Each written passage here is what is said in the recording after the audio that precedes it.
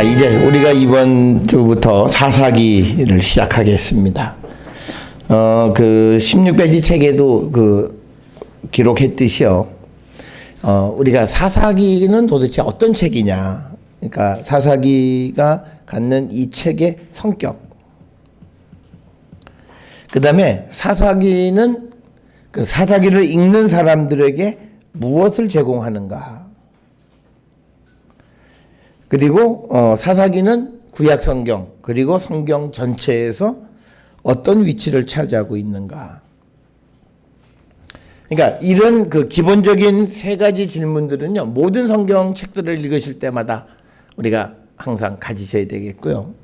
특별히 이 사사기를 통해서 우리에게 보여주는 가장 큰 주제는 뭐냐면 무엇을 제공하느냐. 이건요, 이스라엘의 구원자는 여호와다라고 하는 거예요.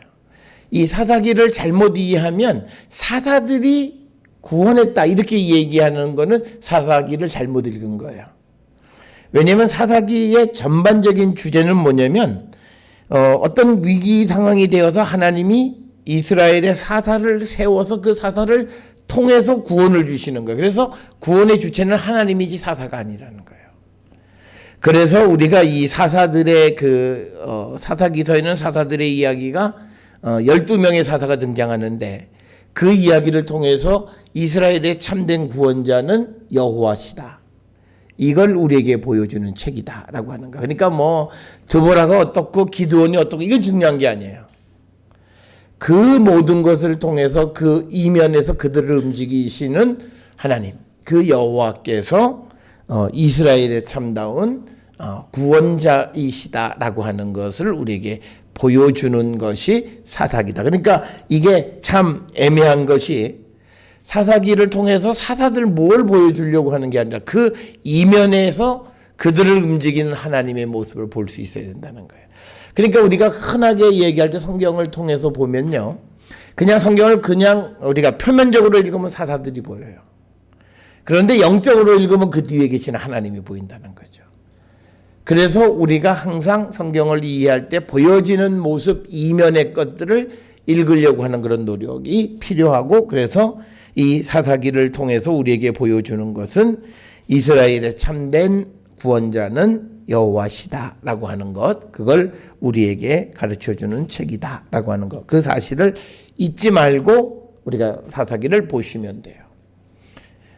그러니까 이제 이건 뭐냐면요, 이 시대가 우리가 이제 다음 한 시간 끝나고 다음 시간에 이스라엘의 그 사사 시대의 역사.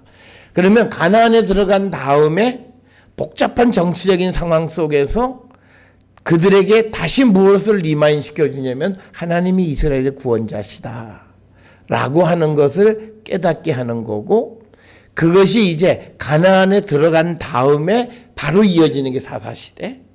그리고 나서 이 사사시대가 지나고 나면 이제 사무엘서로부터 시작하는 왕국이 형성이 되어진다라고 하는 거죠. 그러니까 성경은요, 항상 시작과 끝에 어떤 이 텀을 가지고 그 속에서 믿음이나 모든 걸 돌아보는 그런 시간적 공간이 있다. 이 사사시대는 시간적으로 한 150년경 정도 돼요. 가나안에 들어가서 왕국이 형성할 때까지 한 150여 년 동안의 활동 이야기들이 이 사사기에 속해 있는 이야기들이 되겠습니다. 그래서 우리가 이 사사기가 성경 전체에서 갖는 의미가 무엇인가라고 하는 것, 그것도 우리가 이제 늘 마음속에 어떤 그 의문으로 우리가 가지면서 우리가 사사기를 보게 되면 이제 그 속에서 사사기가 이런 의미로 존재하는 책이다라고 하는 것을 우리가 알 수 있겠다라고 하는 겁니다. 자, 그래서 우리가 처음 이 시간에는 사사기는 어떤 책이냐라고 하는 거예요. 지금 우리는 꼭 기억하셔야 돼요. 사사들이 활동했던 어떤 시대가 있어요. 그런데 우리가 그 시대를 아는 것은 사사기라고 하는 성경의 책을 통해서 사사들이 활동했던 시대와 사사들이 누구인가를 알 수 있는 거예요. 그래서 우리가 중요한 건 뭐냐면 사사들이 활동했던 시대와 사사기 속에 나타나 있는 사사들의 모습 사이에는 100% 일치하지는 않아요. 그런데 우리는 지금 사사기를 통해서만 사사시대를 알 수 있어요. 그래서 오늘날 우리에게는 사사기에 나타나 있는 사사시대의 모습이 우리가 갈 수 있는 100%예요.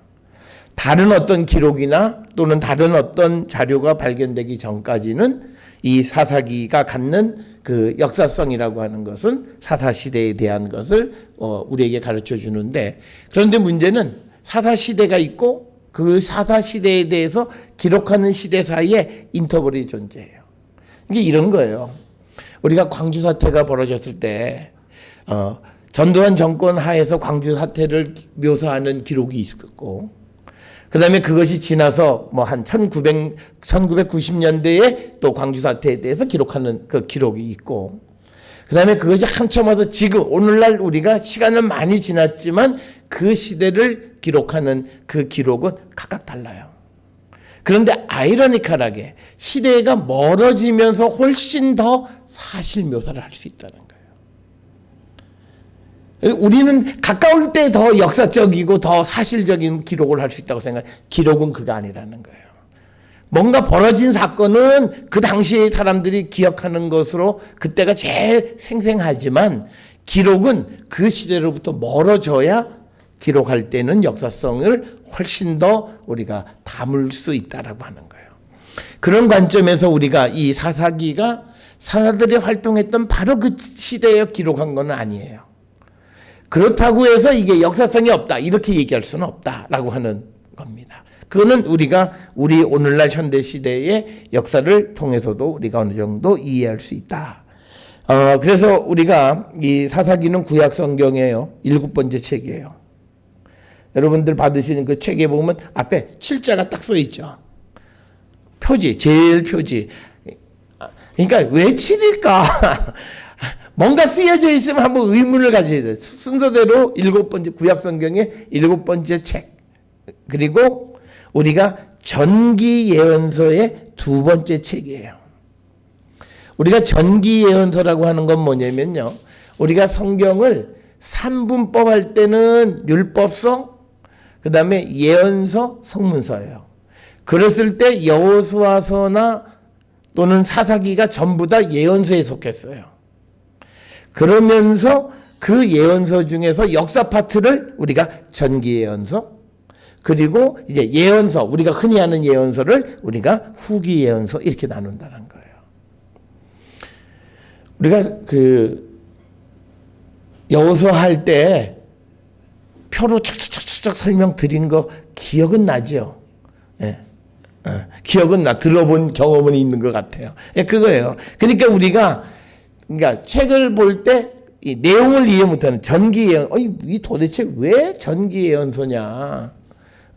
이게 뭐 역사를 얘기한다 그러는데 왜 전기 예언서? 이거는 구약 성경을 3분법으로 나눌 때 율법서, 예언서, 그리고 성문서. 그런데 예언서에 해당하는 부분 중에서 우리가 흔히 전통적으로 알고 있는 예언서들을 후기 예언서라고 하고, 그 앞에 있는 여호수아로부터 시작해서 우리가 역사를 기록하고 있는 책을 전기 예언서라고 부른다는 거죠. 그래서 그 전기 예언서의 2번째예요. 첫 번째가 여호수아, 그 다음에 사사기. 그러니까 지금 요 첫 번째 문장이 뭐냐면요, 사사기가 가지고 있는 정경적 위치를 얘기하는 거예요. 뭐냐면 정경이라고 하는 건 뭐냐면 오늘날 우리가 가지고 있는 성경의 순서를 정해놓은 게 있어요. 그걸 우리가 정경화라고 얘기를 해요.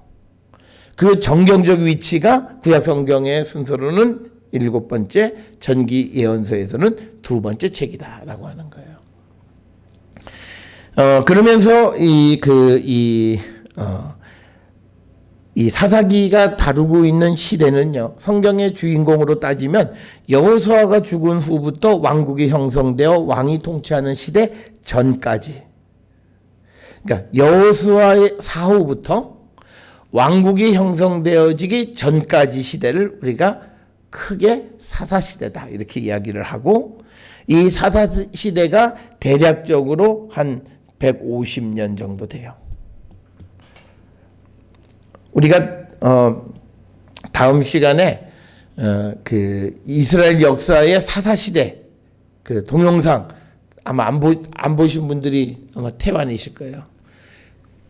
거기 보면 이게 다 나와요. 그러니까.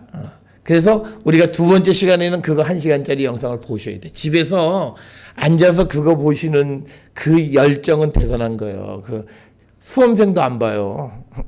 그런데 집에서 보기가 참 어려울 터인데 하여튼 거기서 보게 되면 사사시대는 150년이에요. 대략. 그러면 150년이 어디냐면 주전 1200년. 우리가 라파하게 따져서 거기서부터 1050년까지. 이게 왜냐면 왜 앞에 숫자가 크고 뒤에 숫자가 작냐, 이건 BC라서 그래요. 그래서 요 한 150년 어간을 우리가 사사시대다 이렇게 부른다라고 하는 겁니다. 그리고 그 시대는 여호수아가 죽은 후부터 왕이 통치하기 전까지 이 카리스마적인 지도자에 의해서 그 다루어지는 그 지도자가 통치하는 그 시대를 우리가 사사시대다 이렇게 부른다라고 하는 겁니다. 우리가 이 사사기는 책의 이름은요, 이 이스라엘 민족을 이방 민족의 침략에서 구원하는 사사라는 주인공들의 행적을 기록하고 있기 때문에 생겨난 것이긴 하지만 사사기가 사사들에 관한 이야기로만 기록되어 있지는 않아요. 우리가 대략적으로 펴보면 사사에 관한 이야기다라고 하는 거예요. 그렇지만 그렇다고 해서 사사기가 사사들에 관한 이야기로 꽉 차 있느냐? 또 그건 아니다라고 하는 거예요. 우리가 이 사사기를 보게 되면요, 앞에 나와 있는 사사기서 이 1장부터 시작을 해가지고 3장 6절까지는요, 사사 시대 이전 시대적 상황을 설명해요. 그래서 이스라엘이 점령하지 못한 도시 명단들 이런 게 쭉 등장해요. 그리고 사사들의 활동은 사사기 3장 7절부터 16장 31절까지고 그 다음에 이제 17장부터 21장까지는 단 지파의 이동, 그 다음에 이스라엘과 베냐민의 싸움 이런 것들에 대한 조금은 좀 종교적 성격이 강한 이야기들이 들어있어요. 그래서 사사기에서 사사시대의 그 자체를 다루는 것은 3장 7절부터 16장 31절까지다라고 하는 거예요. 그래서 다시 우리 주제로 돌아가면 사사기는 무조건 사사들의 활동만 담고 있는 건 아니다라고 하는 거예요. 우리가 창세기를 보면요, 창세기는 말 그대로가 뭐예요? 세상의 기원에 관한 설명이잖아요. 그렇다고 해서 창세기가 전부 다 세상 기원에 대해서만 설명하는 거 아니에요. 1장부터 아주 우리가 크게 봐줘야 11장까지고 12장부터는 이스라엘의 족장들에 관한 이야기예요. 그러니까 뭐냐면 옛날에 책의 이름을 붙일 때 사람들이 처음 펴보면서 나오는 이야기로 책 이름을 정했어요. 그래서 창세기, 또 출애굽기, 그 다음에 뭐 레위기, 그다음에 민수기, 신명기 이런 제목들이 붙어나게 됐고, 그런 관점에서 이 사사시대, 사사기라고 하는 것이 사사들의 활동에 관한 것들이 기록되어 있긴 하지만 그게 전부는 아니다. 그것을 우리가 기억하시면 되겠고요. 사사기는 모두 21장, 618절로 구성이 되어 있습니다.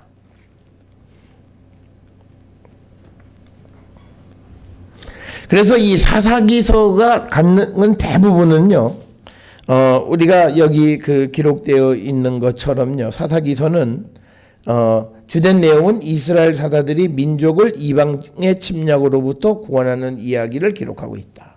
이게 핵심이에요. 그래서 사사들은 구원자 역할을 하는 거죠. 그런데 이 구원자를 움직이시는 분이 여호와라는 거죠. 그러니까 하나님께서 이스라엘의 구원자 역할을 해주신다는 거죠. 그리고 시대적으로는 앞에서 설명한 것처럼 가나안에 정착해서 왕정이 형성되기 직전까지 시대, 대략 한 150년까지의 그 시대를 우리가 흔히 사사시대다 이렇게 부르게 됩니다. 그러면 이제 우리가 앞에서도 간략하게 말씀을 드렸어요. 그러면 이 사사기를 누가 어떤 목적으로 기록했는가라고 하는 거. 이거는요, 하나님께 여쭤보셔야 돼요. 뭐 학자들이 여러 질문들하고 대답은 제시를 하지만 그러나 그것이 명확하게 정확하게 맞는 대답이냐, 그건 우리가 보장할 수 없어요. 단지 사람들이 추정하는 것뿐이다라고 하는 거예요. 사사기를 누가 기록했느냐라고 하는 것, 어떤 목적이냐라고 하는 것과 관계되어져서요. 이 처음에 유대인들의 전통이 있어요. 우리가 왜 구약 성경을 따지면서 유대인들 전통을 따라가냐면 우리 개신교가 생겨난 것이 1517년 이후입니다. 그러니까 그 이전까지 우리가 가지고 있는 그 어떤 성서의 역사를 보면 유대인들의 신학, 그 다음에 가톨릭의 신학, 그 다음에 1517년 이후에 그 뒤에부터 개신교 신학이 등장하기 시작해요. 그렇기 때문에 개신교 신학의 관점에서 보면 이미 유대교나 또는 가톨릭에서 해놓은 많은 학설들 이런 것들을 우리가 따라갈 수밖에 없고 또 그들이 추정한 것들이 그렇게 뭐 썩 잘못되게 설명하는 것이 아니기 때문에 그걸 그대로 우리가 따르고 있고요.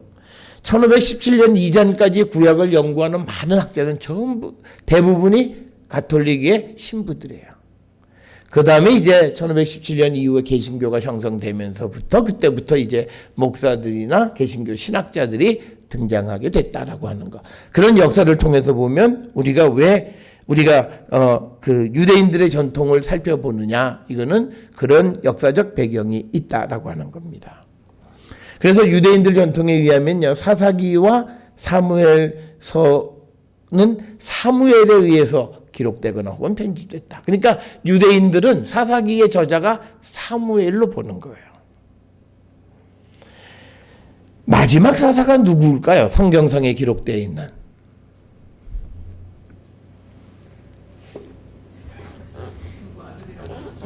사무엘의 아들. 사무엘의 아들들이에요. 그러니까 우리가 이 사사 시대의 끝을 우리가 사무엘 그 시대를 보통 끝으로 봐요. 그런데 실질적으로는 사무엘의 아들도 그리고 사무엘이 무슨 역할을 해? 킹메이크 역할을 하잖아요. 그가 왕을 세우는 역할을 하는 거예요. 그래서 그 마지막에 사사 시대의 끝에 사무엘이 이 사사기와 사무엘서를 기록 혹은 편집, 뭐 사사들에 관한 이야기들을 모아 놓았을 것이다. 이렇게 주장을 하고 그렇게 생각을 합니다. 그래서 탈무드에서 어떻게 설명하냐면 사무엘이 사사시대의 전승들을 모았으며 사무엘이 죽은 후에 가시나 나단 같은 예언자들이 책의 편집을 도왔을 거라는 그런 설명을 하는 겁니다. 이게 이제 그 유대교가 가지고 있는 전통적인 설명이에요.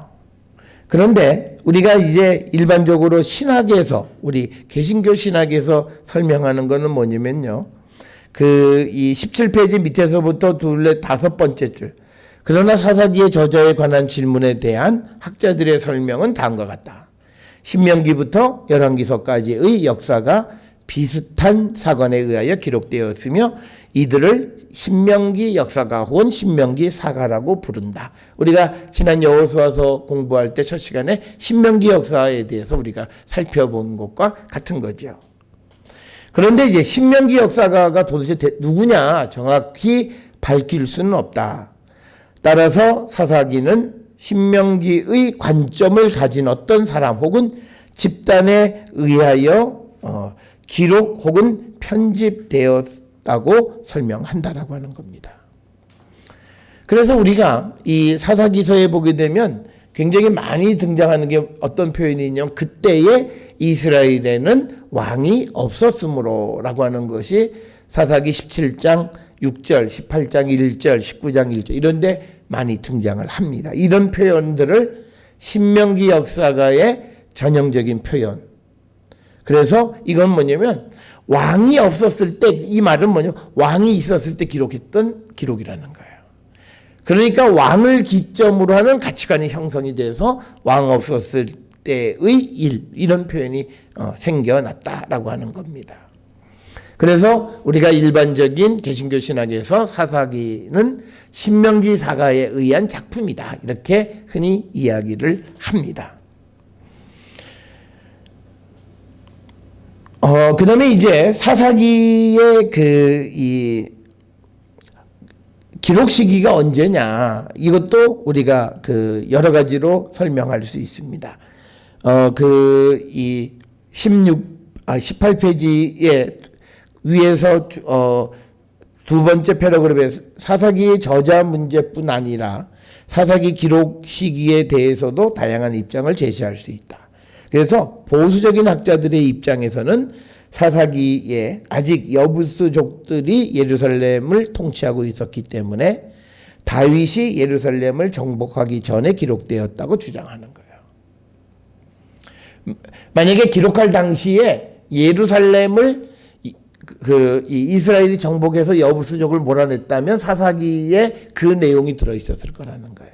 그런데 사사기 1장 21절에 보면 여부스가 아직 예루살렘을 통치하고 있다라고 하는 것은, 그것이 우리가 여부스를 쫓아내지 못했다라고 하는 것을 보여주는데, 성경에서 여부스족을 예루살렘에서 몰아내는 것은 다윗 시대라는 거죠. 그래서 그런 근거를 통해서 이 사사기가 다윗 전에 기록되어졌을 것이다, 이렇게 주장을 한다라고 하는 겁니다. 그런데 이제 이런 주장의 문제는요, 사사기 17장부터 21장의 이야기는 다윗 왕조 형성 이후의 사건의 흔적을 보여주는 거예요. 그러니까 이게 시대적으로 어떤 한 주장을 한다고 해서 그게 완벽하게 들어맞냐, 그렇지는 않다라고 하는 거예요. 그래서 또 어떤 사람들은 이 사사기가 다윗 왕조 형성 이후에 기록됐다, 이렇게 주장을 해요. 그러니까 이 부분을 보면 다윗 이전, 그런데 저 부분을 보면 다윗 이후 시대. 그러니까 뭐냐면 이것은 그만큼 이 책이 언제 기록되어져 있는가를 그만큼 우리가 정확하게 알기는 어렵다는 거죠. 그래서 그런 흔적을 통해서 이런저런 주장들을 우리가 한다라고 하는 것입니다. 그럼 사사기 내에서의 시대적 차이, 시기의 차이는 한 번은 있어요? 지금 여기서 얘기하는 것들이 어떤 17장부터 21장에서 다윗 왕조 이후 시대의 모습을 보여준다는 것은 필체나 이런 걸 다 분석한 거예요. 다르다는 거죠.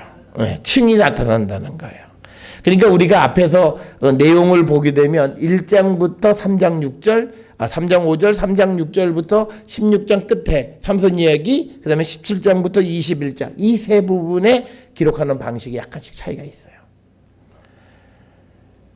그래서 우리가 이 가장 거저먹는 주장은 뭐냐면, 기본은 다윗 이전 건데 이걸 편집한 사람은 다윗 이후 시대에 편집했다.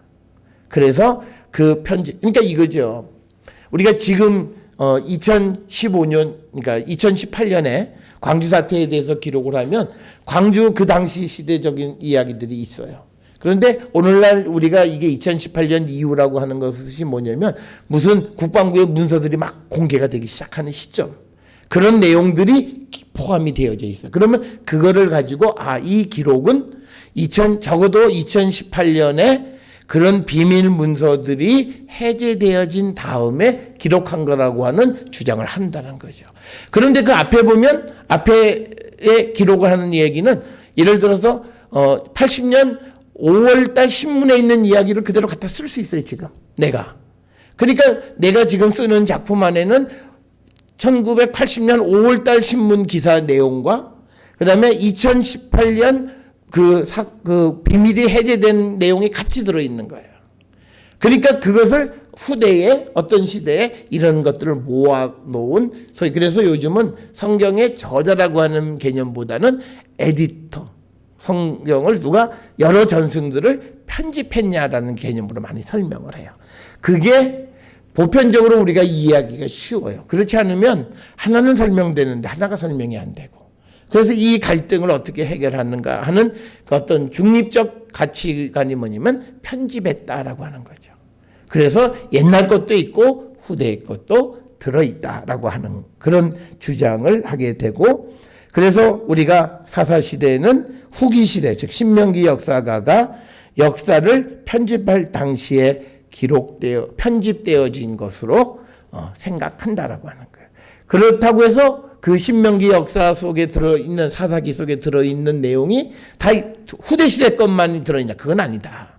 어떤 거는 아주 그 초기 시대의 기록부터 시작해서 다양한 이야기가 들어있다라고 하는 겁니다. 자, 우리가 18페이지에 보게 되면 신명기 역사란 무엇인가? 이거는요, 우리가 길게 설명 안 드려요. 지난번에 우리가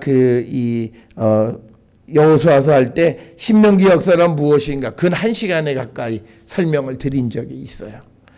그렇지만 이제 여러분들이 이게 다 잊어버렸을 거예요. 무슨 뭐 시험 보는 것도 아니고.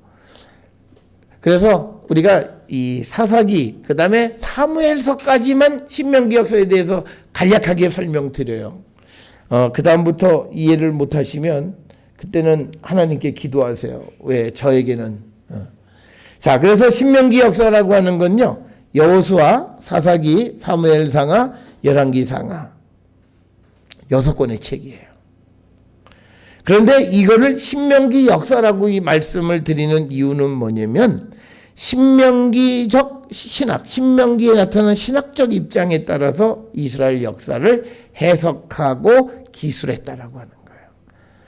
그러니까 신명기라고 하는 말은 사관이에요. 이 사람이 세상을 보는 관점이 신명기에 나타나 있는 신학적 관점에 의해서 기술된 역사다. 그래서 여호수아, 사사기, 사무엘상하, 열왕기상하 총 6권. 그래서 이제 우리가 이 신명기 역사에 반대되는 개념이 뭐냐? 역대기 역사라는 게 있다는 거죠. 그러면 역대상하, 그 다음에 에스라, 느헤미야,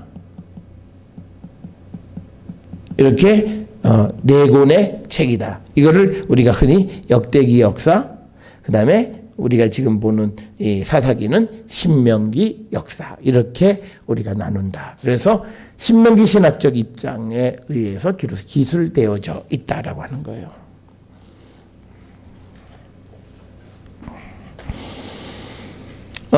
그 신명기 역사서의 그 구조가 어떻게 생겼느냐, 구조에 대해서 18페이지 맨 마지막에 그 번호 1번에 보면요. 신명기 역사의 시간적인 배경은 이스라엘이 가나안 땅에 정착할 때부터 시작해서 예루살렘이 바벨론 제국에 의해서 멸망할 때까지의 역사예요. 이게 신명기 역사예요.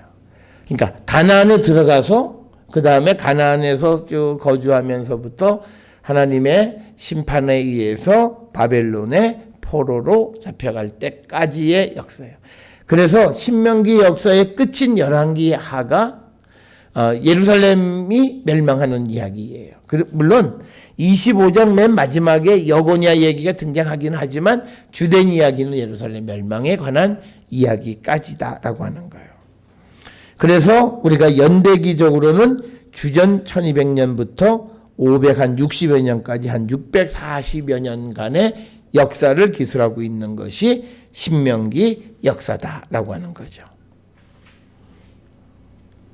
그래서 이 신명기 역사는요, 이 기간 동안에 발생한 가나안 정착, 우리가 여호수아에서 봤고, 그 다음에 영토 분배까지 보았어요. 그 다음에 왕국의 형성과 분열, 왕국의 멸망까지의 역사를 여러 책으로 나누어서 기술하고 있는 것이다.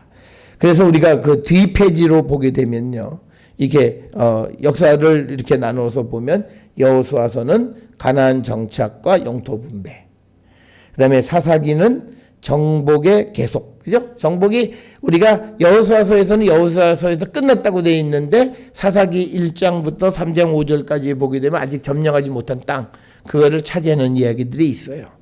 그 정복의 계속, 그리고 왕정 이전 시대까지 기록하고 있고, 그 다음에 사무엘서 상하를 합해서 왕국의 형성과 다윗 시대, 그리고 열왕기서 상하는 솔로몬부터 왕국 분열, 북왕국의 멸망, 유다의 멸망 이야기들을 주로 다루고 있다라고 하는 겁니다.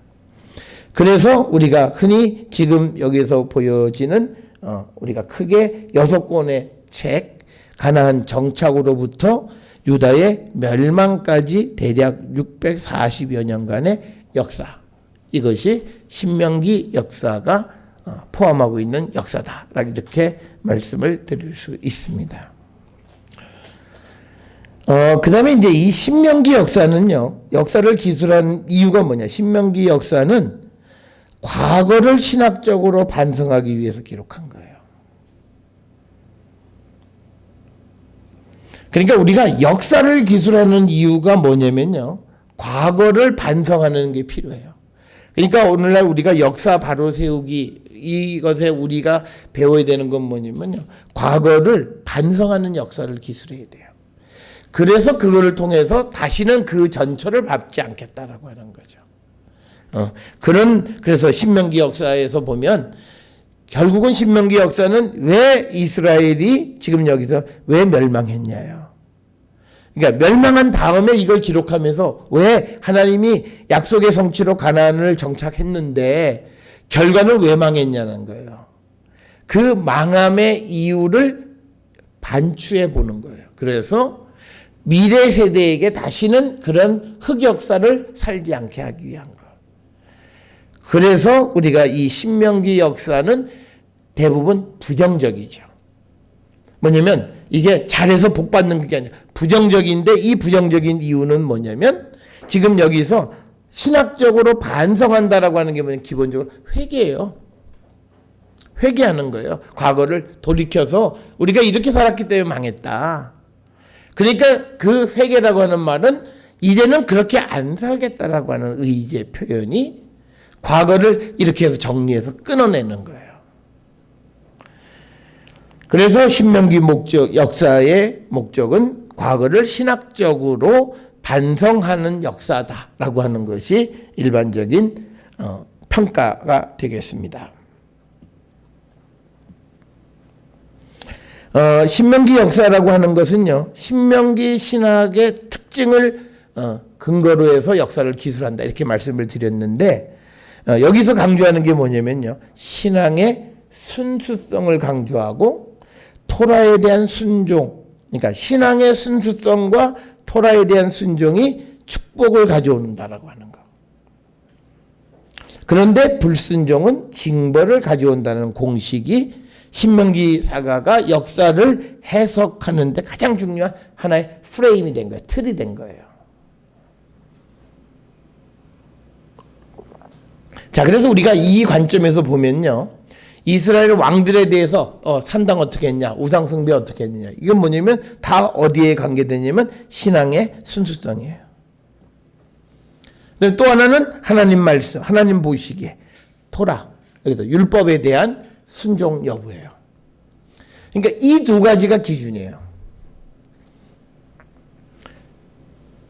그래서 그 기준에 합하면 하나님의 축복, 이 기준에 맞지 않으면 하나님께서는 심판을 주신다는 거예요. 그러니까 그래서 과거를 돌이켜 보니까 그 다음에 강조하는 게 뭐냐면 이제 하나님의 말씀에 대한 순종의 개념이 강조되는 거예요.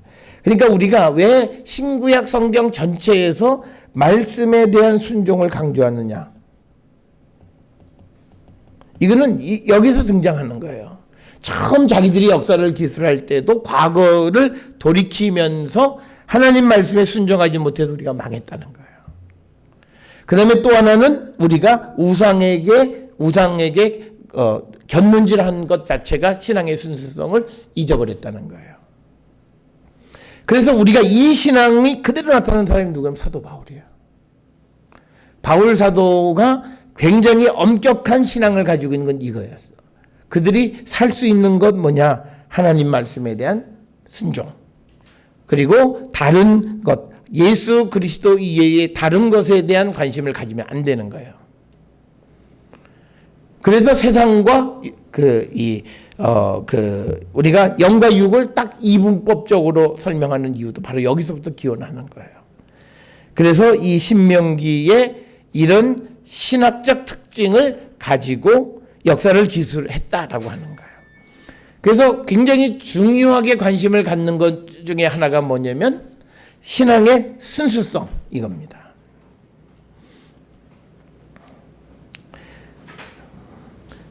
그래서 이 신명기사가는요, 우리가 거기 나온 그 문장을 통해서 보게 되면요, 이거예요. 이스라엘 역사의 흥망성쇠의 과정을 토라에 대한 순종과 불순종, 그리고 이에 따른 하나님의 축복과 징벌의 결과로 해석하는 거예요.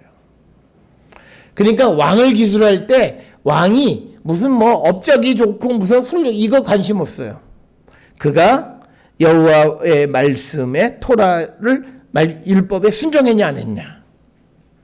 그것에 따라서 축복과 그다음에 징벌이 결정이 되어진다라고 하는 겁니다. 그래서 이 역사적 사건의 신학적 의미를 명백하게 드러내는 거예요. 그러니까 오늘 우리가 이 구약 성경을 통해서 이런 신명기 역사 또는 역대기 역사 이런 역사서를 읽으면서 배워야 되는 것 중 하나는 뭐냐면 내 자신의 역사에 대해서 이런 엄격한 기준으로 나를 평가하는 것이 필요해요. 그래서 부족할 때 내가 회개하는 거예요. 그게 반복되어져 가는 거야. 이거는 우리가 뭐 내가 예수 그리스도를 믿지 못한 그런 개념이 아니라 예수 그리스도를 믿고 살아감에도 내가 하나님 말씀 그 말씀대로 살지 못했던, 그래서 텀이 한 달이든 한 주든 유대인들은 기본적으로 일주예요. 그게 안식일이에요. 그러니까 우리가 안식일에 우리처럼 뭐 이렇게 쉬고 이런 개념이 아니에요. 그러니까 한 주간의 그 유닛을 정리하는 거예요. 그게 50이 모이면 한 1년이고, 그게 매년 쌓아져 가면 그게 이제 그 사람의 인생 전체가 되어지는 거고, 그런 사람들이 모여지면 그게 그 나라가 되어지는 거라는 거예요. 그래서 우리가 이런 역사서를 통해서 우리가 배워야 되는 것은 성경에서 뽑아서 뭐 이렇게 했는데 그 사람들이 뭐 잘 살고 못 살고 우리보다 낫지 않겠어요. 근데 문제는 그걸 통해서 우리가 뭘 배워야 되느냐. 우리가 살아가는 역사의 한 유닛 단위로 신학적으로 반추해보고 반성하는 역사가 필요하다는 거예요. 그게 신명기 역사고 또 나중에 역대기 역사도 그런 관점이다라고 하는 겁니다. 그러니까 우리 민족은요, 역사의식이 굉장히 희박한 민족이에요. 우리가 쭉 흘러오면서. 그래서 우리가 무슨 정치인들이나 무슨 사람들이 역사 하는 것 같지만요, 우리가 역사적인 관점에서 우리가 아주 냉정하지 못해요. 객관적이지 못하다는 거예요. 그러니까 역사를 똑같은 시대를 계속 반복해요. 지금 우리가 살아가는 시대는 같은 시대를 정권이 바뀌면 계속 다시 해석, 다시 과거사를 또 다시. 그러니까 지금 이렇게 가다가 또 나중에 얼마 지나서 정권이 또 바뀌면 과거사 성산위원회 또 만들어져서 또 적폐청산한다고 그러고, 하여튼 계속 그렇게 돌아. 그러니까 뭐냐면 그거는 한 가지 기준이 없는 거예요. 그러니까 이 사람들의 기준은 뭐냐면 성경이 기준이었어요. 신명기가 기준이에요. 신명기에 나오면 너희들이 복받고 저주받는 것 말씀을 들으면 복, 듣지 않으면 저주. 이 관점에서 모든 역사를 다 보는 거예요. 그러니까 하나의 통으로 정리가 되어지는 거라는 거죠. 자, 그래서 그 신명기의 역사관은 그렇다라고 하는 거예요. 그러니까 이 사람들은요, 처음에는 신명기 역사가가 뭐만 있었냐면 복, 저주예요. 그러니까 복은 순종, 저주는 불순종. 그러니까 뭐냐면 E도 O예요. A든지 B든지, A면 죽음, B면 살아. 뭐 이렇게 딱 이분법적 역사가 된 거예요. 그런데 사람이 언제 바뀌게 됐냐면요, 이제 망하는 역사를 경험하는 거예요. 앞에서 우리가 이 표에서 보시는 것처럼 이스라엘이 가나안 정착, 영토 분배, 정복을 계속하고 왕정 시대, 다윗 시대, 이때까지는요, 쉽게 읽으면 기고만장한 시대예요. 모든 게 잘 되는 시대예요. 그랬더니 여기서는 항상 주장하는 게 뭐예요? 뭐냐면 선, 악, 권선징악이에요. 그냥 악한 사람은 살고 악한 사람은 죽고 선한 사람은 산다. 이 원리예요. 중간이 없어요. 그런데 이 솔로몬 왕국이 분열되고 멸망하고 멸망을 겪으면서 뭐가 되냐면 이제 중간 단계가 들어가는 거예요. 그게 뭐냐면 회개와 하나님의 구원의 개념이 등장하는 거예요. 그러니까 우리가 그 복음적이라고 하는 건 뭐냐면요, 회개와 구원의 가능성을 열어놓는 거예요. 그런데 우리가 율법적인 건 뭐냐면 딱 이분법적이에요. 너 말씀 지켰어, 너 죽음 땡, 넌 끝났어, 넌 끝이야, 이거예요. 그런데 복음적이라고 하는 건 뭐냐면, 그렇지만 회개하면 하나님이 다시 그에게 구원을 주신다라고 하는 거예요. 그러니까 우리가 은혜의 중심이다, 은혜 중심이라고 하는 게 뭐냐면 다른 거 아니에요. 구원의 문을 열어놓는 거예요. 그게 그 열려있는 구원의 문이에요. 그거를 우리 스스로 닫느냐 여느냐예요. 그러니까 누구에 대해서 구원의 가능성을 열어놓느냐 닫느냐예요. 그게 우리가 율법적이라고 하는 것은 선악, 지금 선악으로 딱 끝났어, 딱 터미네이팅. 그래서 이건 딱 끝난 역사. 그런데 그게 아니라 이제 비록 지금은 망했지만 그들에게 가능성을 열어주는데, 그 가능성을 답보해 주는 게 사람이 아니라 하나님이라는 거예요.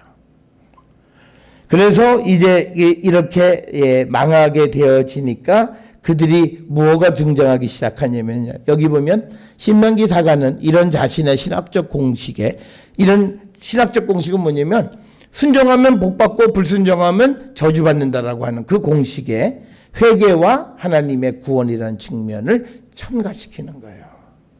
그래서 이스라엘이 하나님께 불순종할 때 하나님은 이들을 징벌하신다.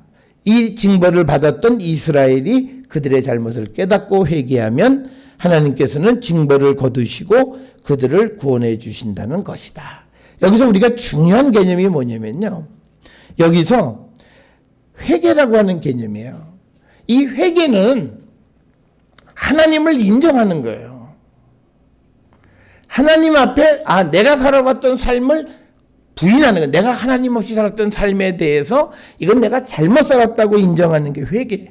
그러니까 이 회개라고 하는 이 말 속에는 하나님을 인정하는 것이 내포되어 있는 말이에요. 그러니까 우리가 누구의 구원의 문을 열어놓는다고 하는데 그 열려있는 가능성은 예수 그리스도를 시인하는 상황 속에서 열려있는 거예요. 그러니까 어떤 사람이 나는 내 눈에 흙 들어가기 전에 내가 교회 가는 일은 없을 거야, 그 사람에게도 구원의 문이 열려있다, 그건 아니라는 거예요. 그 사람이 지금 저 사람이 예수를 믿는다 그러면서도 죄 짓고 참 나쁜 짓 많이 하는데 그때 그 사람에게 구원의 문이 열려있다라고 하는 거지, 우리는 오늘날 어떻게 보면요, 나이롱 신자들, 교회는 덜렁덜렁 다니면서 나쁜 짓 막 하고, 그들이 그래도 때로는 어느 순간에는 예수를 시인하고 뭐 그러니까 그들에게 아예 교회 가면 그딴 소리 하지도 마, 교회 가자는 얘기 하지도 마, 교회는 쓸데없는 사람들이 가는 거고 뭐 괜히 교회에 대해서 이런 사람들에게까지 열려있다라고 얘기하는 건 아니에요. 회개하는 사람에게 구원의 가능성이 열려있다는 거예요. 하나님을 인정하는 거고 그리스도를 인정하는 자들에게 구원의 문이 열려있다는 거예요. 그래서 지금 이 사람들이 이제 그 죄와 징벌, 회개, 구원이라고 하는 네 단계의 역사 과정을 설명하기 시작해요. 그러니까 뭐냐면 과거에는 너 율법 어겼지? 그럼 넌 죽어. 그래서 우리가 출애굽할 때 보세요. 거기에서 보면 고라자손들이 반란 일으키고 하면 다 땅이 갈라져서 다 죽여버렸잖아요. 회개의 기회도 안 줬잖아요. 그런데 이제 이들에게도 그들이 죄를 짓고 하나님에게 징벌을 받았지만 회개하면 다시 구원해 주시는 역사가 등장한다는 거예요. 그거를 우리에게 가장 잘 보여주는 책이 어딘 줄 아세요? 이사야서예요. 우리가 이사야서 40장부터 66장까지 저희 우리가 거기 보면 굉장히 위로받는 책이 있는데 그 책대로 안 돼요. 왜 안 되는 줄 아세요? 하나가 없어서 그래요. 회개하지 않아서 없어요. 우리가 이 또한 지나가리라, 하나님이 나를 도우실 거다, 회복시켜 주실 것이다, 다 희망이죠. 근데 그 희망의 앞에 별로 잘 기록되어 있지 않는 부분이 뭐냐면 하나님 앞에 자기의 죄를 회개하는 거예요. 근데 오늘날 사람들이 내가 뭘 그렇게 잘못했다고, 나는 그래도 나름대로는 잘 살았어, 그런데 내 삶이 억울해, 그러니까 안 되는 거예요. 회개라고 하는 것은 철저하게 내가 잘못했다라고 하는 것을 사람에게 인정하라는 게 아니에요. 하나님에게 인정하라는 거예요. 그럴 때 그 이사야서에 나타나 있는 회복, 이게 가능하게 열린다는 거예요. 그런데 오늘날 우리가 그 일이 없어요. 회개가 없이 회복만 바라요. 그런데 그거는 되지도 않아요. 하나님은 반드시 잘못을 깨닫고 회개하는 자들에게 구원을 허락해 주세요. 이거는 성경 전체가 갖는 틀이에요. 그러니까 우리가 죄도 안 짓고 살아가는 게 좋지만 죄 짓는 것보다 더 중요한 건 죄 지은 다음이에요. 회개하느냐 아니면 죄 짓고 자기의 죄를 덮으려고만 하느냐, 여기에서 이미 결정이 나요. 아무리 큰 죄도 성경은 회개하면, 우리가 성경을 보면서 바울한테 어떤 누구도 저놈 예수 믿던 사람 잡아 죽이던 놈이라고 딴지건 사람이 없잖아요. 처음에 이 사도행전에서 그가 다메섹에서 막 성령 체험했을 때 저를 어떻게 믿냐라고 의심하는 사람들은 초기에 있었지만 그 이후로 절대 바울에 대해서 그 문제가 안 생겨요. 그게 하나님 앞에 회개했을 때 그 죄가 씻기는 거예요. 그 사람은 과거에 스스로 말할 때 보면 엄청난 죄인이었잖아요. 예수 믿는 사람 핍박하고 박해하고 그랬는데 그것이 남에 의해서 한 번도 바울의 마음을 아프게 하거나 그 딴지 걷는 이야기가 성경은 없어요. 그게 회개라는 거예요. 하나님 앞에 회개하면 사실은 사람을 죽였잖아요. 예수 믿는 사람들을, 스데반 집사를 죽이고 하는 그 엄청난 일을 했어도 하나님 용서하신다는 거예요. 그 뿌리가 어디서부터 오느냐? 이 신명기서예요. 신명기 역사 속에서 회개하는 자들을 구원해 주시는 하나님의 개념이에요. 이게 강조가 되는 거예요. 이게 더 강조되는 게 역대기서예요. 그래서 우리가 열왕기서에서 보면 므낫세는 나쁜 놈이에요. 왜? 나라가 므낫세 때문에 망했잖아. 열왕기하.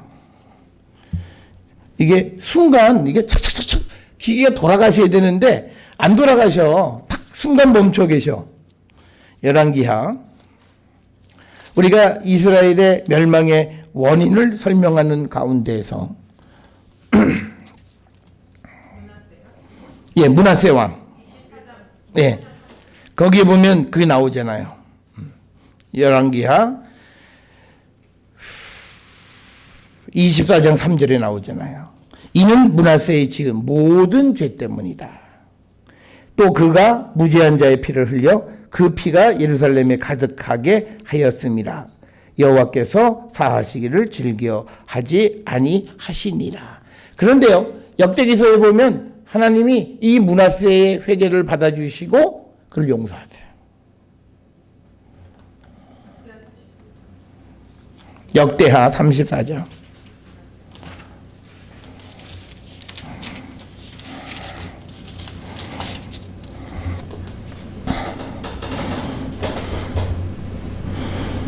아, 13장? 아니, 13장. 역대하 33장. 13장. 그렇죠?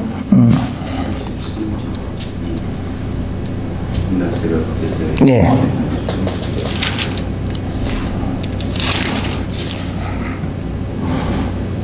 그래서 그가 이제 하나님 앞에 기도하기도 하잖아요. 네. 12절 13절에 보면 13절에 기도하였으므로 하나님이 그의 기도를 받으시고 이렇게 되는 거예요.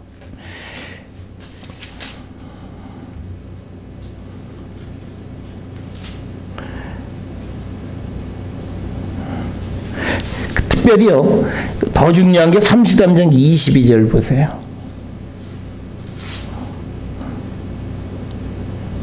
거기 보면 아몬 왕이 므낫세의 행함같이 여호와 보시기에 악을 행하여 아몬이 그의 아버지 므낫세가 만든 아루색인 모든 우상에게 제사하여 섬겼으며 이 아몬이 그 아버지 므낫세가 스스로 겸비함 같이 여호와 앞에 스스로 겸손하지 아니하고 더욱 범죄했다. 여기서 보면 므낫세가 스스로 겸손할 때 이 겸손 겸비라고 하는 것은 자기 죄를 자복하는 거예요. 므낫세가 스스로 하나님 앞에 겸손했다는 것은 자기가 하나님 앞에 죄졌다는 거예요. 그러니까 뭐냐면 당당하게 얘기하는 게 뭐냐면 므낫세의 죄를 얘기해요. 그런데 더 중요한 것은 그가 여호와 앞에서 스스로 겸손했다는 거예요. 그런데 아몬은 아버지의 겸손함을 받지 못하고 더 범죄해서 결국은 반역으로 죽게 되어졌다라고 하는 거예요. 그래서 우리가 역대기서에 보게 되면 더 큰 회개, 죄짓고 회개에 대한 것이 강조가 되어지는 거예요. 그래서 이런 것들이 계속 팽창돼서 예수님 시대에 딱 들어가서 예수님이 회개하라, 천국에 갖고 왔다는 거예요. 그러니까 모든 사람에게 문을 열어주신 거예요.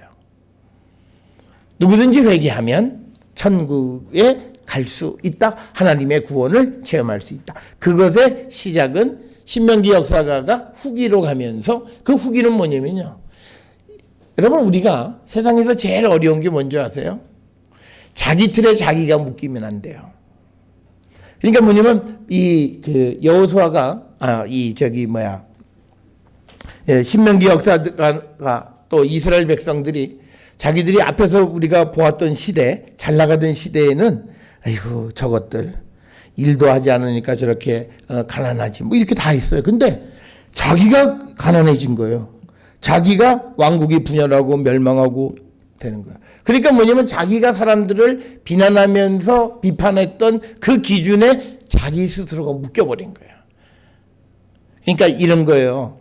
우리가 내 영혼이 잘못된 같이 범사가 형통하리라.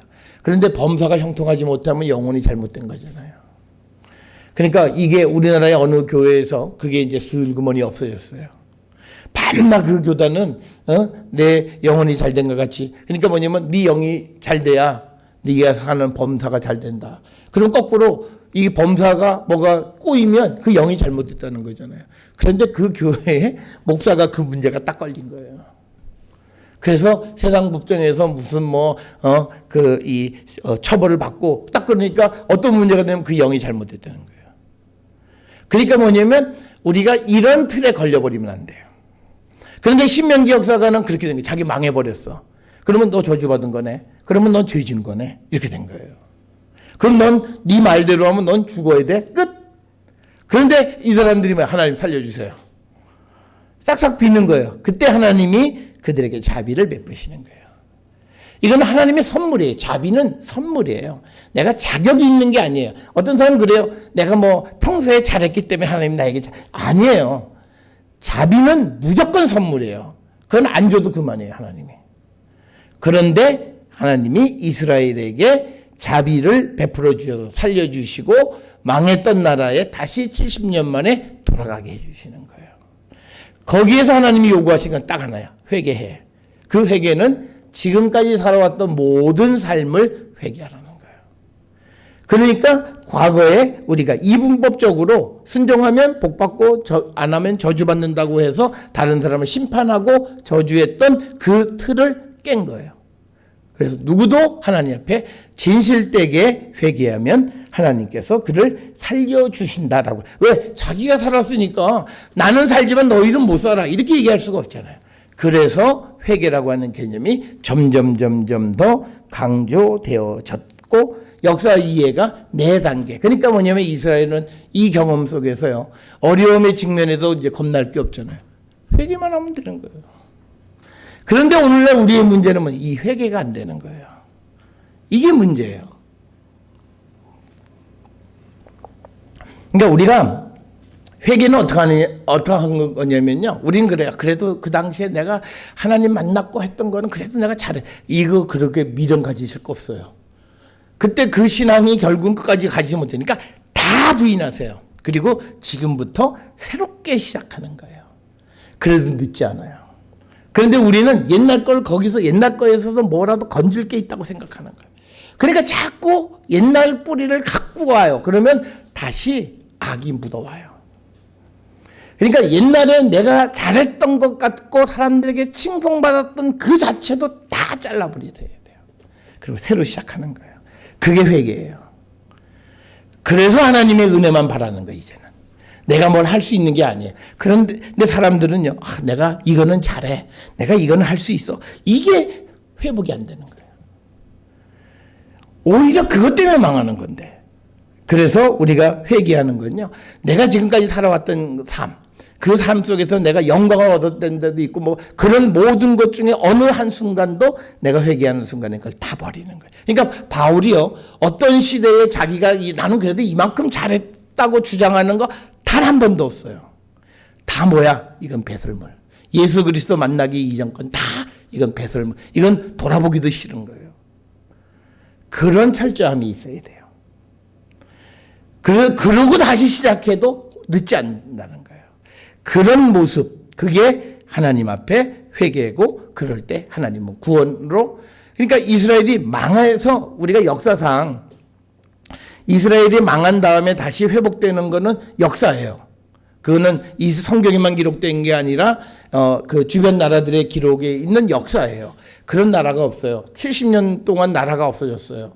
그러다 그 나라가 다시 세워지는 역사가 없어요. 그런데 그것이 하나님 앞에 회개함으로 가능하다는 거예요. 그리고 그게 점점 가면 뭐냐면 부활의 신앙이에요. 부활의 신앙이라고 하는 것은 뭐냐면 하나님은 무엇이든지 하실 수 있기 때문에 내가 하나님 앞에 진실되기만 하면 돼요. 그거 다른 게 없어요. 그런데 그게 안 될 때 우리의 삶은 자기도 모르게 꼬여가는 삶인데, 이 신명기 역사에서 마지막 어려운 열광 속에서 나라가 멸망하면서 그것을 깨닫게 되어졌다라고 하는 거예요.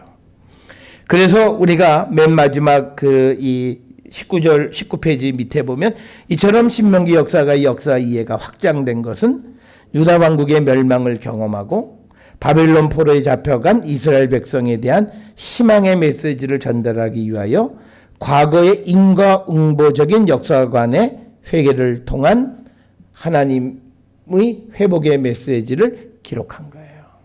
인과응보가 오늘날요, 소위 세상에서 잘 나간다는 사람은 인과응보적인 사고를 가지고 있어요. 그런데 성경은 인과응보가 아니에요. 이걸 깨트려야 돼요. 자, 이런 생각을 가지고 역사 전체를 보게 되어졌다라고 하는 거고요. 그러면서 이제 신명기 사가의 역사 신학에서 중요한 4가지가 있어요. 그 4가지가 뭐냐면, 여기 보시는 것처럼 여호와에 대한 순종, 그 다음에 또 하나는 다윗에 대한 언약이에요. 그리고 예루살렘 제2의 중앙화, 그리고 율법의 준수, 4가지가 중심 주제예요. 이건요, 오늘날 우리에게도 그대로 이어지고 있어요. 어떻게 이어지냐면요, 야훼에 대한 순종이 우리에게 지금 오는 것은 뭐냐면 그리스도에 대한 거죠. 그리스도에 대한 순종이에요. 그 다음에 우리에게 준 다윗 언약은 뭐냐면요, 예수 그리스도를 믿는 자들을 언약의 백성으로 삼아준 거예요. 혈통적인 게 아니에요. 다윗이라고 하는 사람의 혈통이 아니라 이제는 예수를 그리스도로 고백하는 사람들을 언약의 백성을 만들어 주신 거예요. 이게 그대로 우리에게 오는 거고요. 그 다음에 예루살렘 제2의 중앙화라고 하는 건 뭐냐면, 옛날에는 예루살렘이 중요했어요. 이제는 어디냐면 성령이 거하는 것이에요.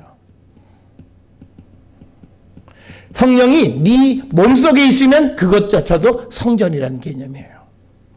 그 다음에 예수의 말씀에 순종하는 거예요. 우리가 바울 신학이나 또는 신약에서 강조되어지고 있는 개념들도 사실은 구약에서 나타나 있는 기본적인 그 신학을 사실 새롭게 고친 거예요. 그러나 기본 근간은 똑같아요. 뭐가 바뀌지 않았냐면요, 야훼에 대한 순종 대신 그리스도에 대한. 그런데 우리가 신약에서 예수 그리스도에 대한 순종이 곧 하나님에 대한 순종과 똑같은 거예요. 왜? 나를 본 자가 아버지를 보고 나와 하나님은 하나이기 때문에. 그래서 구약에서는 무조건 여호와만을 얘기했지만, 신약에서는 이제는 예수 그리스도에 대한 모든 것이 곧 하나님에 대한 행위와 동등한 것을 이해하는 거예요. 그래서 그리스도에 대한 순종. 그리고 혈통으로서의 다윗의 언약이 아니라 언약의 백성, 예수 그리스도의 십자가를 믿는 것, 십자가의 도에 대한 고백, 그것으로서 우리가 언약의 백성이 되었다는 것. 그리고 예루살렘에 하나님이 계시잖아요. 성전이 있고. 그런데 지금은 성령이 거하시는 곳이 거룩한 성전이 되어진다는 것. 그리고 말씀에 대한 순종. 이 4가지 기본적인 틀이 신명기 신학의 핵심인데 그 핵심은 그대로 오늘날 우리에게도 이어져 오고 있다는 거예요.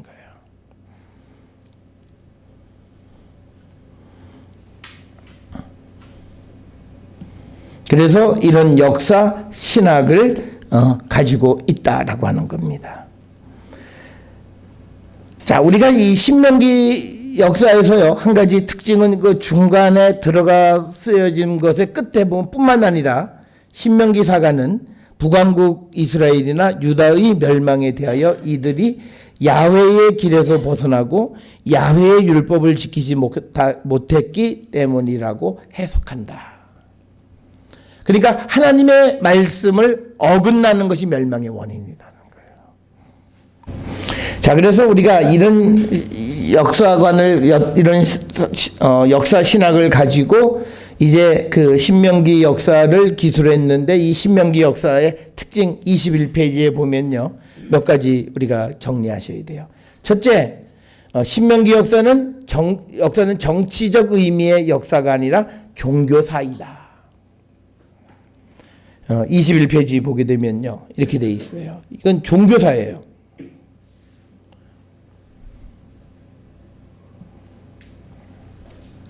그 다음에 이제 두 번째, 이와 함께 그 부분이 있어요. 이와 함께, 그 신명기 역사는 열왕기의 역사를 기록하기보다는 열왕의 역사, 왕들의 역사를 기록하기보다는 성전의 역사를 기록하고 있다. 그러니까 뭐냐면 우리가 신명기 역사를 기술하는 목적은 성전, 하나님의 집의 역사예요.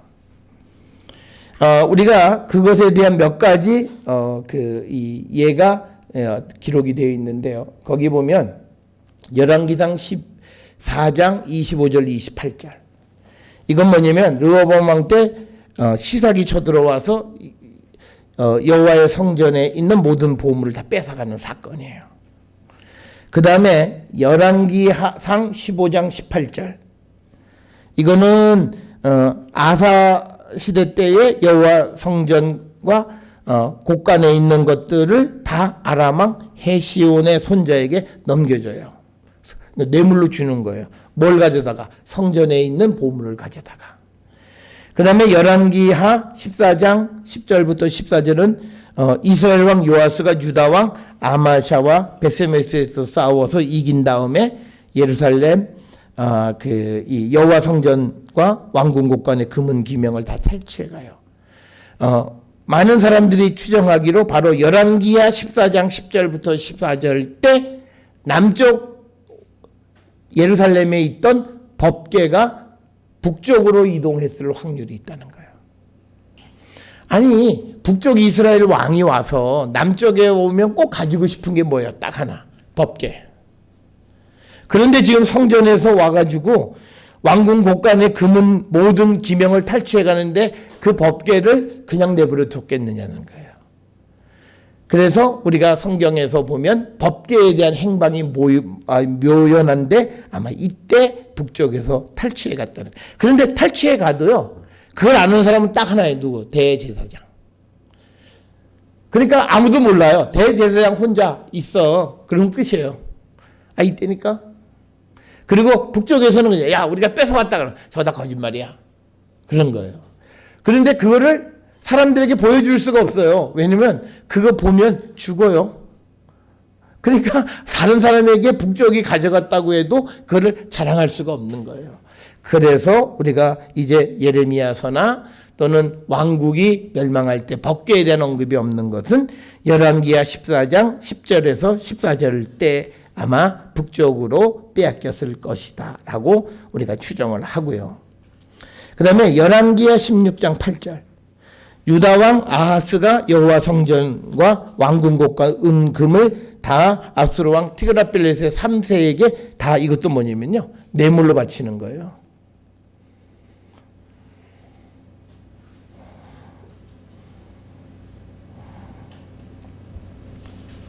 그 다음에 또 있어요. 열왕기하 18장 15절에 히스기야 왕이 성전 보물과 왕궁 곳간에 은을 모아 사네립 왕에게 또 주는 거예요. 그리고 마지막으로 기록된 게 열왕기하 25장 9절에서 여호와의 성전과 왕궁을 불사르는 것으로 성전이 이제 멸망되는 거예요. 그러면 열왕기상 14장 25절부터 28절로부터 시작했어요. 6번. 그러니까 나라가 어려울 때마다 이 국난을 타개하기 위해서 제일 먼저 어디 가서 성전, 예루살렘 성전을, 그러니까 이스라엘 백성이 그 하나님의 성전을 잘 지키지 못했던 거예요. 그러니까 하나님이 뭐예요? 이럴 바에야 없애버리자. 뭐 주면 뭐하냐? 잘 보존도 못하는데. 그래서 예루살렘 성전을 불태워버리신 거예요. 그래서 열왕기서가 성전이 불타는 것으로 역사가 마무리되고 솔로몬이 등장하면서 성전을 건축하는 일이 가장 중요한 핫 이슈로 되어지고, 그 다음에 이제 왕궁이 형성되어지는 과정 속에서 항상 법계의 사무엘서부터 시작해서 법계의 이동을 계속 역사적인 사건 중간중간에 언급하는 것은 관심의 핵심이 종교사 이 법계에 있다라고 하는 거예요. 그렇게 법계에 관심을 갖는 건 뭐냐면요, 하나님이 함께 하느냐 안 하느냐가 굉장히 중요해요. 그런데 그 하나님이 함께 하신다라고 하는 징표가 성전이고, 성전 안에서 특별히 지성소에 있는 법궤예요. 그러니까 이 법궤들을 잘 보관해야 되는데 이스라엘이 성전에 대해서 잘 보관하지 못했다라고 하는 겁니다. 그 다음에 이제 이 신명기 역사는요, 22페이지에 보시게 되면 신명기 역사는 북왕국 이스라엘 왕들에 대해서 부정적 평가를 내리고 있습니다. 좋은 평가 안 해요.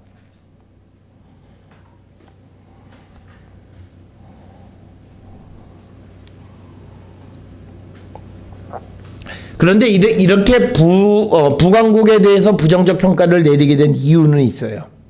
그 이유는요, 북왕국이 처음 세워지는 여로보암 때에 종교적으로 하나님 앞에 죄를 진 게 많아요.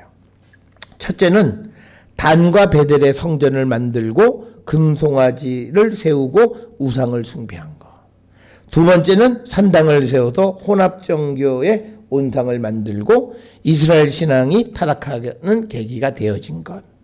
세 번째는 제사장 제도를 문란하게 하여 레위 지파만에 계승할 수 있는 제사장직을 보통 사람에게 임명하는 문제를 만든 것.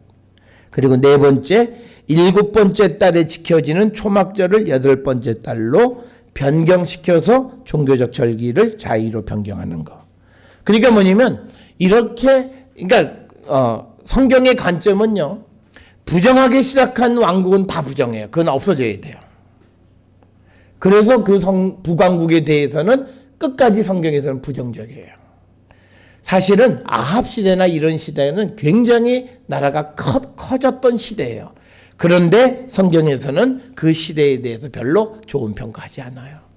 그 이유는 뭐냐면 여로보암 때부터 비정상적인 출발을 가지고 있었던 왕국이기 때문에 그들에 대해서 좋은 결과를 우리가 좋은 평가를 하지 않고요. 그래서 성경에 보게 되면 뭐라고 되어 있냐면요, 느밧의 아들 여로보암의 죄, 이런 표현이 등장해요. 열왕기하 14장 24절, 15장 9절, 또 15장 18절, 24절, 28절 등에서 느밧의 아들 여로보암의 죄라고 하는 하나의 이디엄 같은 표현이 등장할 만큼 여로보암은 하나님 보시기에 죄를 지은 왕이다. 그리고 그가 세운 북왕국에 대해서는 부정적 평가.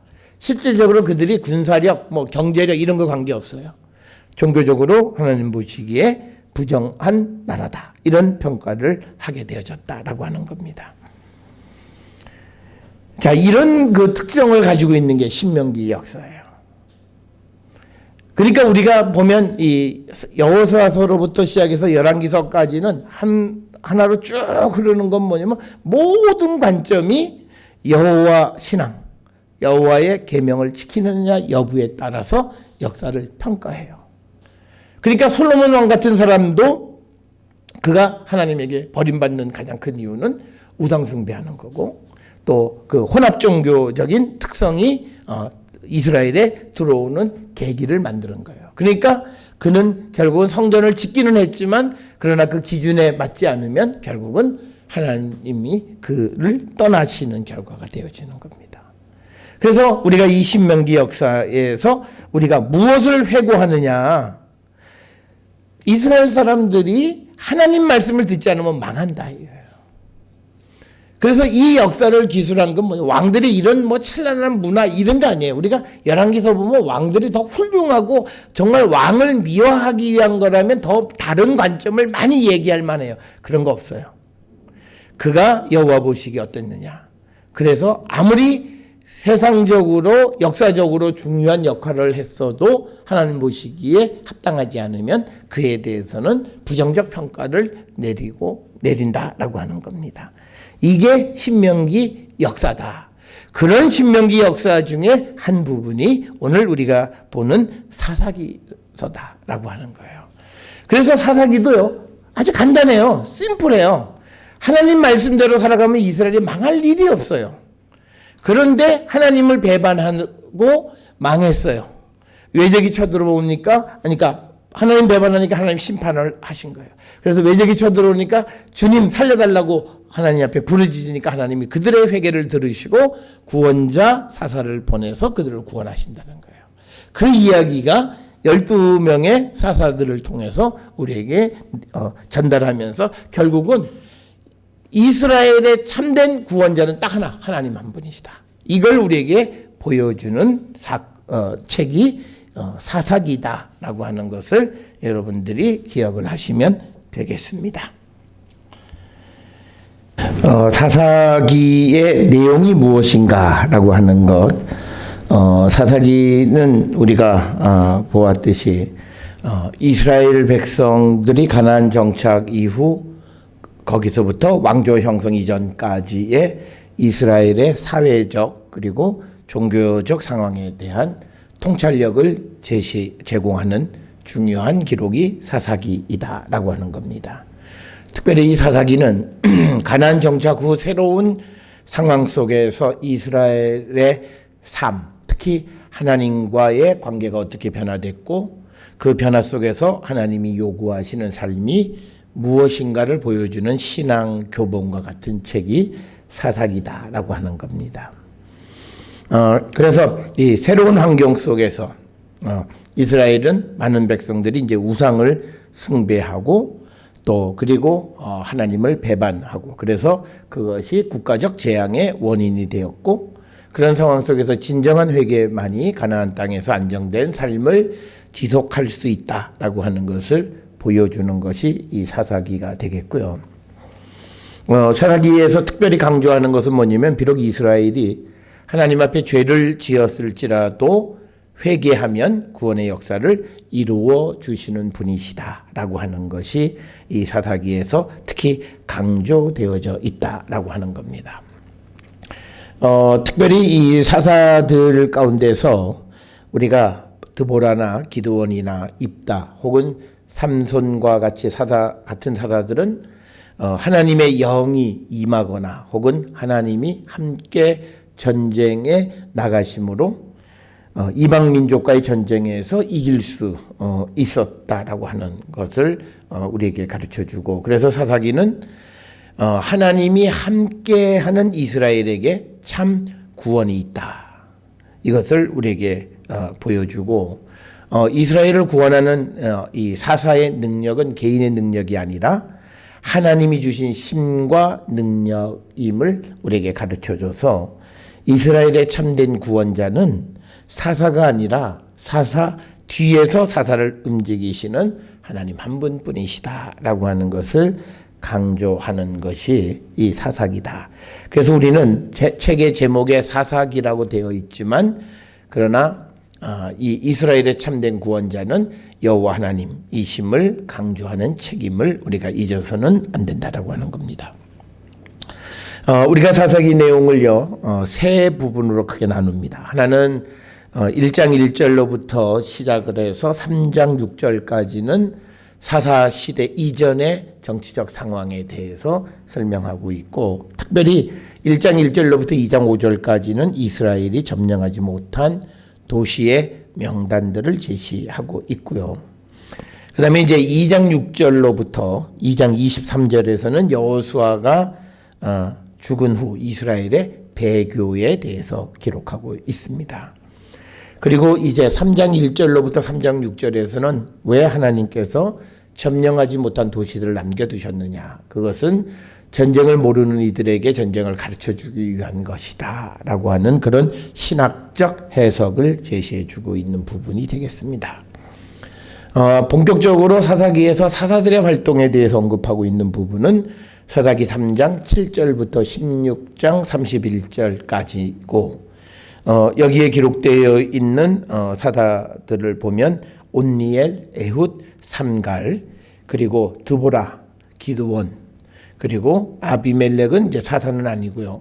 돌라, 야일, 입다, 그리고 입산, 그리고 엘론, 압돈, 삼손까지 16장까지가 이제 사사들의 활동을 기록하고 있고, 그 다음 이제 사사기 17장부터 21장까지는 어떤 그 사사 시대의 종교적 도덕적인 어떤 무질서함을 보여주는데, 특히 17장 18장까지 그 두 장에서는 단 지파가 북쪽으로 이동하는 이야기, 그리고 19장부터 21장에서는 이스라엘과 베냐민 지파 사이의 전쟁에 관해서 기록하고 있습니다.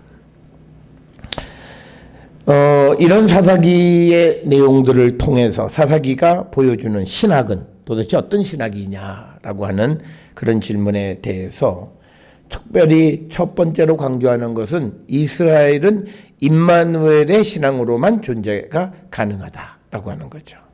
그래서 하나님의 임재하심이 나타나는 임마누엘 신앙 속에서만 이스라엘은 전쟁에서 승리할 수 있고 또 구원받을 수 있다라고 하는 것을 우리에게 보여주고, 그래서 사사기에서 사사는 바로 하나님이 이스라엘과 함께 하신다라고 하는 것을 보여주는 그런 지도자이다. 그래서 경우에 따라서 사사들에게 여호와의 영이 임하거나 전쟁에 나갈 때 하나님께서 동행하시는 이런 것들을 통해서 하나님이 함께 하시고 하심으로 말미암아서 이스라엘이 승리를 얻는 것을 우리에게 보여주는 그런 책이 되겠습니다.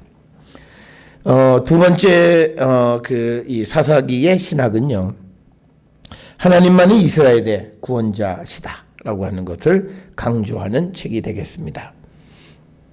물론 우리가 사사들이 어떤 국가적 위기 속에서 민족을 구원하는 일을 감당하지만, 그러나 그 구원을 이루기 위해서 하나님께서 은혜를 주시고 능력을 주셔서 적으로부터 민족을 구원하게끔 하시는 것은 여호와 하나님이시다라고 하는 겁니다. 그래서 이스라엘의 참된 구원자는 하나님이시다. 이것을 우리에게 가르쳐주는 책이 되겠고요. 세 번째는요, 하나님이 이스라엘의 역사를 주관하시는 분이시다. 그래서 이스라엘이 이방의 위험 속에서 그 주변 나라들과 어떤 동맹을 통해서 국난을 극복하려고 하는 잘못된 생각을 깨우쳐주고 오직 하나님만을 의존할 때 이스라엘에게는 참된 평화가 임하게 된다라고 하는 것을 보여주고 있습니다. 그 다음에 네 번째 그 사사기를 통해서 보여주는 것은요, 하나님께 회개하고 돌아오는 자들에게 은혜 베푸시는 하나님. 그래서 회개와 회개를 통한 구원을 강조하는 것이 사사기가 되겠고요. 그래서 우리가 사사기는 이스라엘과 하나님과의 정상적 관계가 회복되어질 때 이스라엘은 존재의 그 의미를 찾을 수 있고, 그리고 그런 하나님과의 관계가 회복되어질 때 이스라엘에는 어떤 하나님 구원의 가능성이 제시된다. 그런데 하나님과 이스라엘 사이의 관계의 회복이라고 하는 건 다른 것이 아니라 창조주와 피조물의 관계가 회복되어지는 그것을 의미하게 되겠습니다.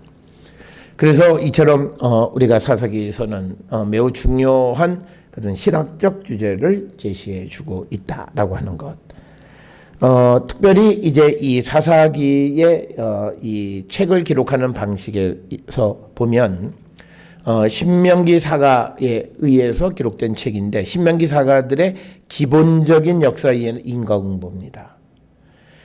그래서 축복, 저주, 순종, 불순종, 순종하면 축복, 불순종하면 저주라고 하는 이런 패턴에 의한 그런 역사였는데 여기에 이제 하나님께 이제 인과응보에서 회개하면 죄를 지었다 할지라도 회개하면 하나님께서 이스라엘을 구원해 주신다라고 하는 겁니다.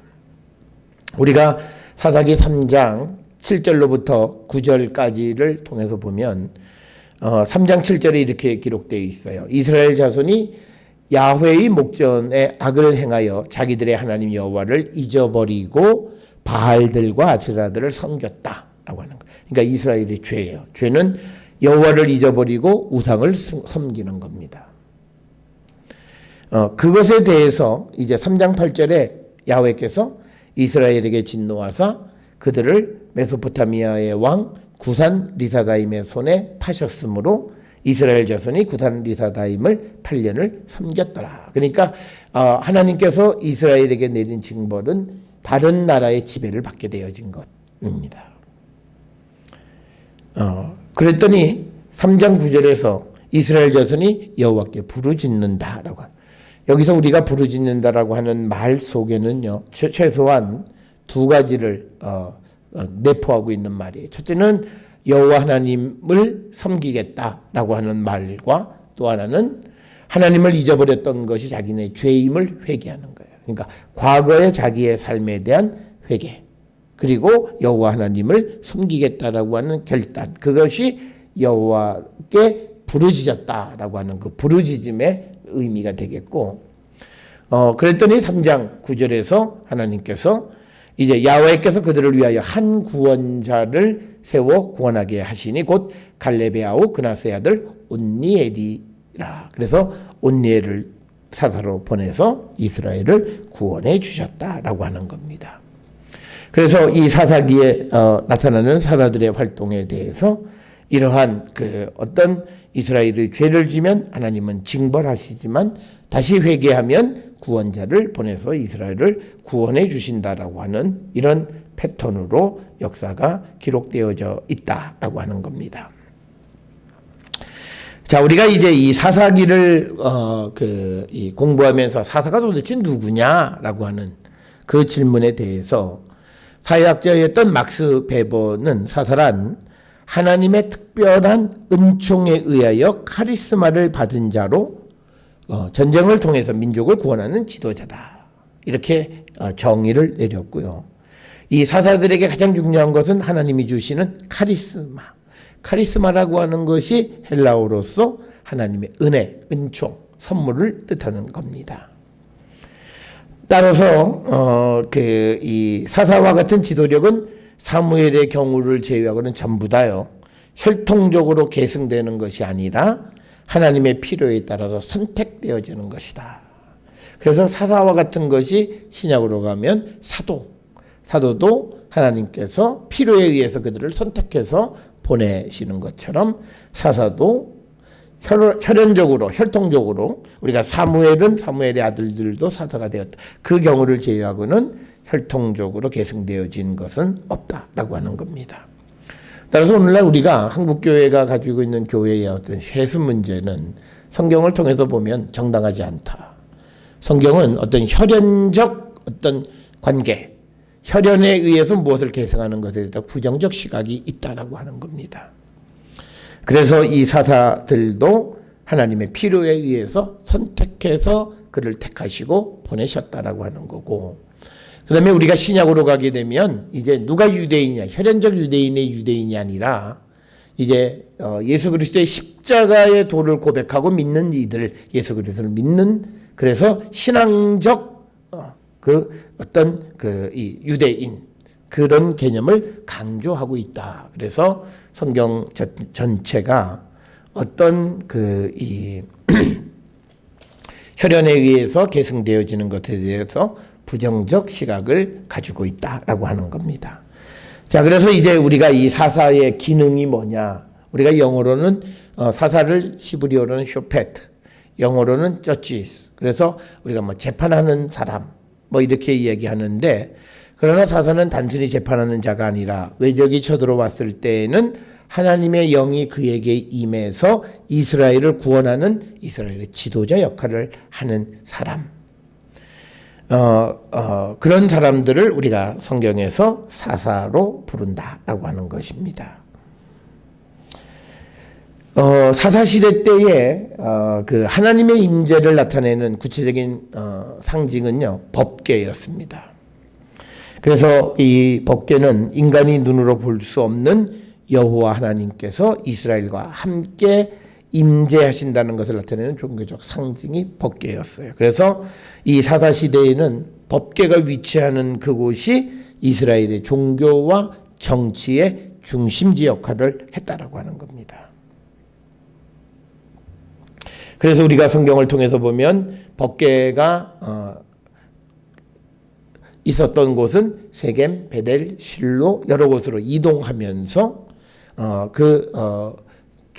중요한 그런 역할을 했는데, 이처럼 법궤가 여러 지역을 이동한다라고 하는 것은 하나님은 어떤 특정 지역에 묶여 있는 분이 아니라 범우주적인 하나님의 통치 능력을 보여주는 유니버셜리즘의 대표적인 모습이다라고 하는 겁니다.